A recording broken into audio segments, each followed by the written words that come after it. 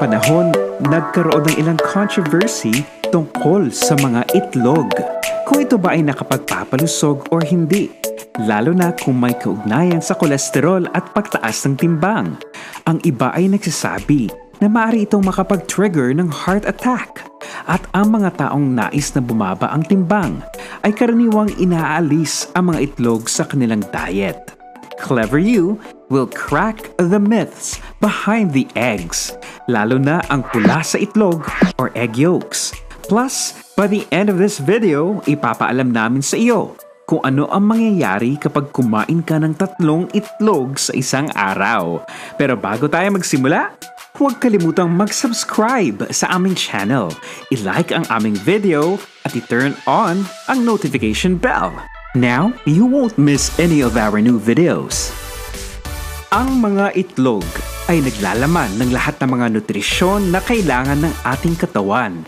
Naglalaman ito ng calories, proteins, healthy fats, folate, calcium, zinc, phosphorus, selenium, and vitamins A, B5, B12, B2, D, E, K, and B6. Ang mga bitamina at sustansya ay matatagpuan sa isang itlog at mas mura kaysa sa lahat ng mga supplements. But what about the cholesterol in eggs? Alam mo ba na ang cholesterol ay hindi lubos na masama? Ayon sa Medical News Today, maaari itong matagpuan sa bawat cell sa iyong katawan. Ang cholesterol ay isang fatty substance na may mahalagang papel sa pagtunaw at produksyon ng vitamin D. Nakakatulong din ito na makabuo ng steroid hormones tulad ng testosterone, estrogen, and cortisol. Ang cholesterol ay may 2 uri. Low-density lipoproteins or LDL na kilala as bad cholesterol at high-density lipoproteins, the good cholesterol. Ipinaliwanag ng American Heart Association ang pagkakaiba ng dalawa. LDL contributes to fatty buildup sa arteries para sa proseso na kilala as atherosclerosis at pinatataas ang panganib para sa heart attack, stroke, and peripheral artery disease. Sa kabilang banda, ang HDL acts as a scavenger na dinadala ang LDL palayo sa arteries at binabalik sa atay, kung saan ang LDL is broken down and passed from the body. So, the more HDL and the less LDL you have, the better. Anong uri ng kolesterol ang makukuha sa itlog? Is it HDL? Nope. Then, it's LDL? Nope again. Ang mga itlog ay naglalaman ng omega-3 fatty acids, which are healthy fats at dietary cholesterol. Ayon sa National Heart Foundation of Australia, ang omega-3 fatty acids ay maaaring magpababa ng iyong heart rate and rhythm. Binabawasan ang panganib ng pamumuo ng dugo. Mapababa ang blood pressure levels, mapabuti ang blood vessel function, at i-delay ang pag-build up ng plaque sa coronary arteries. Pretty cool, huh? Sa kaso naman ng dietary cholesterol, maraming pag-aaral ang nagpatunay na ang mga itlog ay hindi nagpapataas ng panganib ng sakit sa puso ayon sa Healthline. Ano ang mga benepisyo na makukuha mula sa itlog? Number 1. Nakakatulong sa pagbaba ng timbang at pinapanatili kang busog. Ang isang malaking itlog ay naglalaman ng halos 6 grams of high-quality protein na maaaring makatulong sa iyo na panatilihin ang busog na pakiramdam ng mas matagal. Binabawasan din ito ang paghihikayat na mag-snack at pinababa ang overall calorie intake. And on average, ang mga teenager na kumakain ng isang itlog sa umaga ay may 130 na mas konting calories sa tanghali. At ang resulta, nakakatulong ito na pababain ang iyong timbang. Number 2. Nagpapabuti sa kalusugan ng mata. Ang pula sa itlog ay naglalaman ng lutein na nakakatulong na mabawasan ang panganib ng age-related macular degeneration at cataracts. Naglalaman din ito ng zeaxanthin na pinoprotektahan ka mula sa nakakapinsalang mga sinag ng araw or sun's UV rays. Bukod dito, Ayon sa Egg Nutrition Council, ang mga itlog ay maaaring protektahan ang iyong mga mata from retinal damage dahil naglalaman ang mga ito ng omega-3 fatty acids. Did you miss other important details? Oh yes! Ang mga itlog ay puno ng vitamin A na pinoprotektahan ang iyong cornea at zinc na nagpapabuti sa kalusugan ng iyong retina at makakatulong na makakita ng mabuti sa gabi.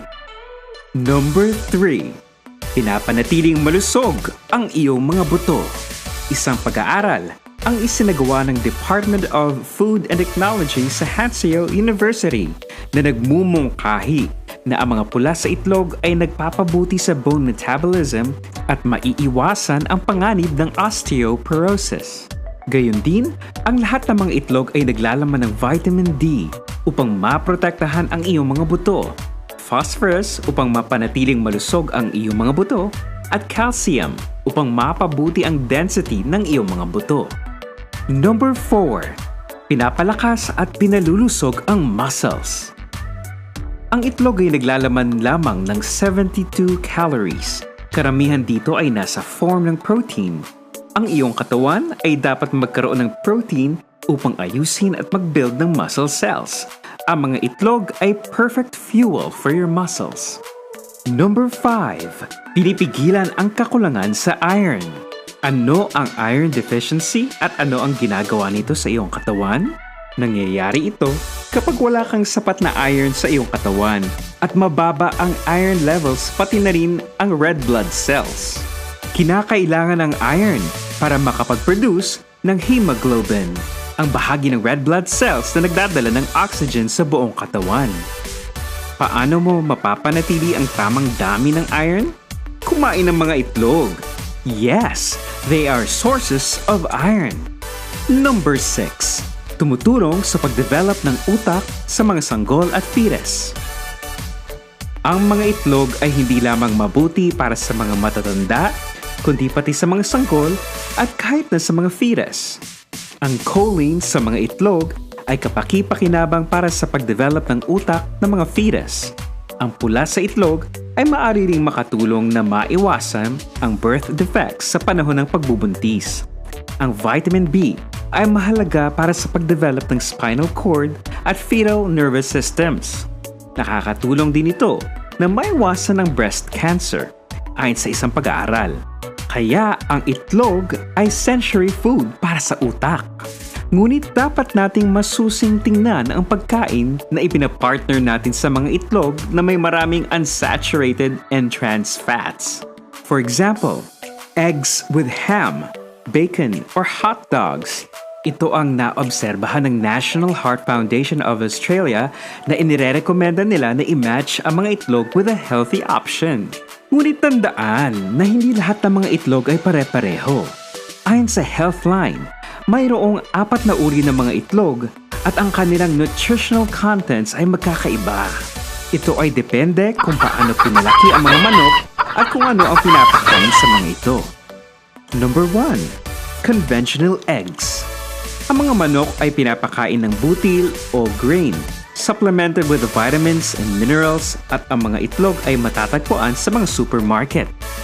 Number 2. Organic eggs. Ang mga manok ay pinapakain ng organic feeds and were not treated with antibiotics and hormones. Number 3. Pastured eggs. Ang mga manok ay pinapakain ng mga bulate at kumakain din ng natural food tulad ng halaman at insekto. Number 4. Omega-3 enriched eggs. Basically, katulad din sila ng conventional eggs except na ang pagkain nila is mixed with flaxseed as a source of omega-3. In ranking, ang pastured eggs ang pinaka-healthiest and more nutritious type of eggs. Pangalawa ang omega-3 enriched eggs.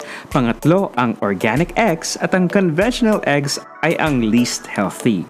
Gayunpaman, kung hindi ka makakahanap ng alinman sa tatlong nauna, ang conventional eggs ay kabilang pa rin sa pinaka-healthiest and most nutritious food na maaari mong kainin. Paano mo lutuin ang iyong itlog? Ayon sa United States Department of Agriculture or USDA, It's okay to poach, bake, scramble, hard-boil, and fry eggs. Siguraduhin din na ang pula sa itlog ay firm habang niluluto. How about the debate between white and brown eggs? Alin ang mas healthier? Ang totoo, ang brown at white eggs ay may parehong nutritional value ayon sa USDA na nag-debunk ng lahat ng naunang kwento hinggil sa bagay na ito. Now, pumunta na tayo sa malaking katanungan. Ano ang mangyayari kapag kumain ka ng 3 itlog sa isang araw? Malinaw na ngayon na ang mga itlog ay mabuti para sa iyong kalusugan. Ngunit ilan ang maaari mong kainin sa isang araw? Ano ang standard or ideal number of eggs? Isiniwalat sa isang pag-aaral mula sa Department of Nutritional Sciences sa University of Connecticut na ang isang tao na kumukonsumo ng 3 itlog sa isang araw ay maaaring makaranas ng mas higit na pagtaas ng good cholesterol at pagbaba ng bad cholesterol kaysa sa isang tao na kumakain ng same amount of egg substitute. That is so great! Sinasabi naman ng UK National Health Service na walang recommended limit, meaning eat all you can. Sa kabilang banda, iminumungkahi ng The American Journal of Clinical Nutrition ang maximum na 12 itlog bawat linggo. Nililimitahan naman ito ng National Heart Foundation of Australia na 6 hanggang 7 itlog kada linggo. Ano man ang bilang, ang mensahe ay malinaw. Ang itlog ay ligtas at healthy kainin ayon sa ilang health authorities and institutions. Inaasahan namin na ang video na ito ay makakatulong sa iyo para magbigay linaw sa mga maling akala tungkol sa mga itlog. Do you know where we can find pastured eggs? Please be kind and share the info in the comments. Click the like button and share this video with your family and friends so that they will know the excellent facts about eggs. Don't forget to subscribe to Clever You.